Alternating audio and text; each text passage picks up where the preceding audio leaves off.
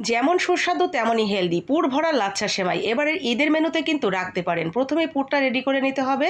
বাদাম, কিছু খেজুর, সাথে একটু ঘি দিয়ে পুরটা ব্লেন্ড করে রেডি করে নিয়েছি। এখন চলে যাব শ্যামার কাছে। লাচ্ছা সেমাই হাত দিয়ে গুঁড়ো গুঁড়ো করে নিয়েছি, তার সাথে দিয়ে দিব কনডেন্স মিল্ক, সাথে দিয়ে দিব একটু এলাচের গুঁড়া ভালো একটা ফ্লেভারের জন্য।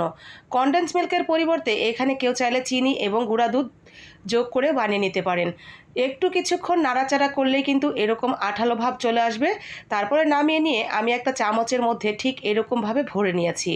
আপনারা যে কোনো কিছুতেই ভরে নিতে পারবেন, যে কোনো পছন্দ মতো একটা কিছু নিলেই হবে। তারপরে ঠিক এইভাবে রেডি করে নিয়েছি। ওপরে এখন একটু সুগার সিরাপ দিয়ে একেবারে ফাইনাল টাচ দিয়ে দিয়েছি। ব্যাস, একেবারে রেডি হয়ে গেছে পুর ভরা লাচ্ছা সেমাই। দেরি না করে চটজলদি বানিয়ে নেন ঈদের আগেই একদিন ট্রায়াল হিসেবে। খেয়ে আপনার প্রাণ ভরে যাবে, এতটাই মজার এবং সুস্বাদু এবং হেলদি এই পুর ভরা লাচ্ছাটা।